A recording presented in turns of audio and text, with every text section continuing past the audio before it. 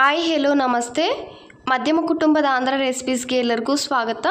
ಇವತ್ತು ನಾನು ಕಾಬೂಲಿ ಕಡಲೆ ಹಾಗೆಯೇ ಕ್ಯಾಬೇಜ್ ಹಾಕಿ ಸೂಪರ್ ಟೇಸ್ಟಿಯಾಗಿರುವಂತಹ ಕುರ್ಮನ ಮಾಡಿ ತೋರಿಸ್ತೀನಿ. ನಾನ್ ವೆಜ್ಗಿಂತ ಸೂಪರ್ ಅಂದರೆ ಸೂಪರ್ ಆಗಿರುತ್ತೆ. ಈ ರೀತಿ ಕುರ್ಮ ಮಾಡಿಕೊಂಡ್ರೆ ಅನ್ನ, ಮುದ್ದೆ, ಚಪಾತಿ, ಪೂರಿ ಯಾವುದ್ರ ಜೊತೆಗಾದರೂ ತಿನ್ನಿ, ಸೂಪರ್ ಇರುತ್ತೆ. ಬನ್ನಿ ನೋಡೋಣ ಯಾವ ರೀತಿ ಮಾಡೋದು. ರಾತ್ರಿ ಇಡೀ ನಾನು ಕಾಬೂಲಿ ಕಡಲೆನ ನೆನೆಸಿಟ್ಕೊಂಡಿದ್ದೆ. ಇವಾಗ ಇದನ್ನು ಬೇಯಿಸ್ಕೊಳ್ಳೋಣ. ನಾನು ಉಪ್ಪೇನು ಹಾಕ್ತಿಲ್ಲ, ಹಾಗೆಯೇ ಇದನ್ನು ಬೇಯಿಸ್ಕೊತಾ ಇದ್ದೀನಿ. ಸ್ವಲ್ಪ ನೀರಾಕಿ ಬೇಯಿಸ್ಕೋಬೇಕು. ಇವಾಗ ಮಸಾಲೆ ರೆಡಿ ಮಾಡ್ಕೊಳ್ಳೋಣ. 3 ಲವಂಗ, 3 ಕಾಳು ಮೆಣಸು, ಹಾಗೆ ಸ್ವಲ್ಪ ಚಕ್ಕೆ. ಜಾಸ್ತಿ ಮಸಾಲೆ ಹಾಕ್ಕೋಬೇಡಿ, ಇಷ್ಟೇ ಮಸಾಲ. ಹಾಗೆಯೇ ಒಂದು 8 ಎಸಳಷ್ಟು ಬೆಳ್ಳುಳ್ಳಿ, ಸ್ವಲ್ಪ ಶುಂಠಿ, ಕೊಬ್ಬರಿ ಸ್ವಲ್ಪ ಜಾಸ್ತಿ ಹಾಕ್ಕೋಬೇಡಿ, ಮಸಾಲೆ ಸ್ವಲ್ಪ ಸ್ವಲ್ಪ ಹಾಕ್ಕೊಳ್ಳಿ. ಹಾಗೆಯೇ 1 ಟೇಬಲ್ ಸ್ಪೂನು ಕಡಲೆಪಪ್ಪು, 1 ಮೀಡಿಯಮ್ ಸೈಜು ಟೊಮೆಟೊ ಹಣ್ಣಾಗಿರುವಂಥದ್ದು, ಇಷ್ಟನ್ನು ಹಾಕಿ ಗ್ರೈಂಡ್ ಮಾಡ್ಕೋಬೇಕು. ಇವಾಗ ಒಂದು ಸ್ಟವ್ ಮೇಲೆ ಒಂದು ಪಾತ್ರೆನ ಇಟ್ಕೊಂಡು 1.5 ಟೇಬಲ್ ಸ್ಪೂನು ಆಯಿಲ್ ಹಾಕಿದ್ದೀನಿ. 2 ಮೀಡಿಯಮ್ ಸೈಜು ಈರುಳ್ಳಿನ ಸಣ್ಣಕ್ಕೆ ಕಟ್ ಮಾಡಿ ಈರುಳ್ಳಿನ ಆಯಿಲಲ್ಲಿ ಸ್ವಲ್ಪ ಚೆನ್ನಾಗಿ ಫ್ರೈ ಮಾಡ್ಕೋಬೇಕು. ಈರುಳ್ಳಿ ಸ್ವಲ್ಪ ಫ್ರೈ ಮಾಡ್ಕೊಂಡಾದಮೇಲೆ ಇದಕ್ಕೆ 2 ಹಸಿಮೆಣ್ಸಿನ್ಕಾಯಿನ ಕಟ್ ಮಾಡಿ ಹಾಕ್ಕೊಂಡಿದ್ದೀನಿ. ಹಾಗೆಯೇ ಸ್ವಲ್ಪ ಕರಿಬೇವು, ಇದನ್ನು ಸ್ವಲ್ಪ ಹೊತ್ತು ಫ್ರೈ ಮಾಡ್ಕೋಬೇಕು, 1 ನಿಮಿಷ. ಇವಾಗ ಈ ರೀತಿ ಫ್ರೈ ಆದಮೇಲೆ ನಾವು ರುಬ್ಬಿಟ್ಕೊಂಡಿದ್ವಲ್ಲ ಮಸಾಲೆನ ಹಾಕ್ಕೋಬೇಕು. ಆದಷ್ಟು ನುಣ್ಣಕ್ಕೆ ಮಸಾಲೆನ ರುಬ್ಕೊಳ್ಳಿ, ಚೆನ್ನಾಗಿರುತ್ತೆ.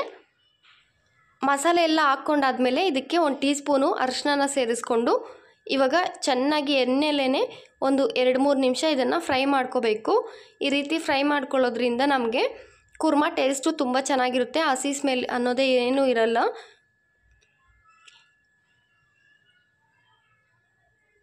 ನೋಡಿ, ಈ ರೀತಿ ಎಕ್ಸಸ್ ಆಯಿಲ್ ಎಲ್ಲ ಕೂಡ ಹೊರಗಡೆ ಬರೋವರೆಗೂ ಫ್ರೈ ಮಾಡ್ಕೊಂಡ ನಂತರ ನಾವು ಇದಕ್ಕೆ ಕಟ್ ಮಾಡಿ ಇಟ್ಕೊಂಡಿರುವಂತಹ ಎಲೆಕೋಸು ಚೆನ್ನಾಗಿ ವಾಶ್ ಮಾಡ್ಕೋಬೇಕು. ಉಪ್ಪನ್ನು ಹಾಕಿ ಒಂದು 10 ನಿಮಿಷ ನೆನೆಸಿಟ್ಕೊಂಡ್ರೆ ಎಲೆಕೋಸು ಏನು ಸ್ಮೆಲ್ ಅನ್ನೋದೇ ಬರೋದಿಲ್ಲ. ಈ ರೀತಿ ಎಲೆಕೋಸನ್ನೆಲ್ಲ ಹಾಕ್ಕೊಂಡಾದ್ಮೇಲೆ ನಾವು ಇದನ್ನು ನೀಟಾಗಿ ಎಲ್ಲ ಕೂಡ ಮಿಕ್ಸ್ ಮಾಡ್ಕೊಳ್ಳೋಣ. ಏನು ತಳ ಅಂಟೋದಿಲ್ಲ. ಇದು ಎಲೆಕೋಸಲ್ಲೇ ನಮಗೆ ನೀರಿನ ಅಂಶ ತುಂಬ ಇರೋದ್ರಿಂದ ಏನು ತಳ ಅಂಟಲ್ಲ. ಈ ಮಸಾಲೆ ಜೊತೆಗೇ ಚೆನ್ನಾಗಿದು ಫ್ರೈ ಆಗಬೇಕು, ತುಂಬ ಚೆನ್ನಾಗಾಗುತ್ತೆ ಟೇಸ್ಟು. ನೋಡಿ, ಈ ರೀತಿ ಚೆನ್ನಾಗಿ ಎಲ್ಲ ಮಿಕ್ಸ್ ಮಾಡ್ಕೊಂಡಾದ್ಮೇಲೆ ಇವಾಗ ಇದಕ್ಕೆ ನಾವು ರುಚಿಗೆ ತಕ್ಕಷ್ಟು ಉಪ್ಪನ್ನು ಸೇರಿಸ್ಕೊಳ್ಳೋಣ. ಉಪ್ಪನ್ನು ಸೇರಿಸಾದ್ಮೇಲೆ ನಾವು ಇದನ್ನು ಮತ್ತೆ ಒಂದು ಸಲ ಚೆನ್ನಾಗಿ ಮಿಕ್ಸ್ ಮಾಡೋಣ, ಎಲ್ಲ ಮಿಕ್ಸ್ ಆಗೋ ಥರ. ಈ ರೀತಿ ಎಲ್ಲ ಮಿಕ್ಸ್ ಮಾಡ್ಕೊಂಡಾದ್ಮೇಲೆ ನಾವು ಇದಕ್ಕೆ ಒಂದು ಮುಚ್ಚಳ ಮುಚ್ಚಿ ಒಂದು 5 ನಿಮಿಷ ಹಾಗೆ ಬಿಟ್ಟರೆ ಇದು ಚೆನ್ನಾಗಿ ಒಂದು 50% ಬೇಯುತ್ತೆ. 5 ನಿಮಿಷದ ನಂತರ ನೋಡಿ, ಇದು ಒಂದು 50% ಬೆಂದಿದೆ. ನೀರೆಲ್ಲ ಕೂಡ ಯಾವ ರೀತಿ ಬಿಟ್ಕೊಂಡಿದೆ ಅಲ್ವಾ. ಈ ರೀತಿ ಎಲ್ಲ ಒಂದು ಸಲ ಮಿಕ್ಸ್ ಮಾಡಿಕೊಂಡು ಇವಾಗ ಇದಕ್ಕೆ ನಾವು ನಮಗೆ ಎಷ್ಟು ಬೇಕೋ ಅಷ್ಟು ಖಾರ ನೋಡಿಕೊಂಡು ಖಾರದ ಪುಡಿನ ಆ್ಯಡ್ ಮಾಡ್ಕೋಬೇಕು. ನಾನಿಲ್ಲಿ 1 ಟೇಬಲ್ ಸ್ಪೂನ್ ಖಾರದ ಪುಡಿನ ಹಾಕಿದ್ದೀನಿ. ಹಾಗೆ 1 ಟೀ ಸ್ಪೂನಷ್ಟು ಧನಿಯಾ ಪುಡಿ, ಜಾಸ್ತಿ ಹಾಕ್ಕೋಬೇಡಿ. ಧನಿಯಾ ಪುಡಿ 1 ಟೇಬಲ್ ಸ್ಪೂನ್ ಖಾರದ ಪುಡಿ, 1 ಟೀ ಸ್ಪೂನ್ ಧನಿಯಾ ಪುಡಿ ಹಾಕ್ಕೊಂಡು ಈ ರೀತಿ ಚೆನ್ನಾಗಿ ಮಿಕ್ಸ್ ಮಾಡ್ಕೋಬೇಕು. ಈ ರೀತಿ ಚೆನ್ನಾಗಿ ಖಾರದ ಪುಡಿ ಹಾಕಿದ್ಮೇಲೆ ಮಿಕ್ಸ್ ಮಾಡೋದ್ರಿಂದ ನಮಗೆ ಒಳ್ಳೆ ಟೇಸ್ಟ್ ಕೊಡುತ್ತೆ. ಖಾರದ ಪುಡಿ ಅದೆಲ್ಲ ಹಾಕಿ ನೀರು ಹಾಕಿಬಿಟ್ರೆ ಅಷ್ಟೊಂದು ಟೇಸ್ಟ್ ಕೊಡಲ್ಲ.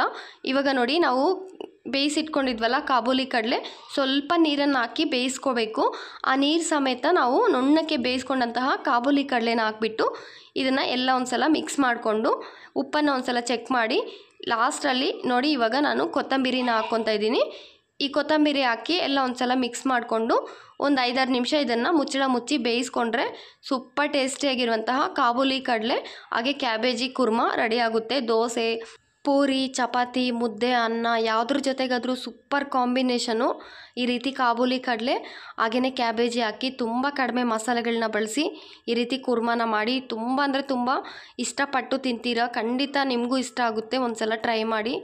ಬೆಸ್ಟ್ ಕುರ್ಮ ಅಂತಲೇ ಹೇಳ್ಬೋದು. ಎಲ್ಲದಕ್ಕಿಂತ ನಾನ್ ವೆಜ್ಗಿಂತೂ ತುಂಬ ಟೇಸ್ಟಿಯಾಗಿರುತ್ತೆ. ಇಷ್ಟ ಆಗಿದ್ರೆ ಲೈಕ್ ಮಾಡಿ, ನಿಮ್ಮ ಫ್ರೆಂಡ್ಸ್ಗೂ ಫ್ಯಾಮ್ಲಿಗೂ ಶೇರ್ ಮಾಡಿ. ತಪ್ಪದೇ ಟ್ರೈ ಮಾಡಿ ಯಾವ ರೀತಿ ಇದು ಬಂದಿದೆ ಅಂತ ತಿಳಿಸಿ.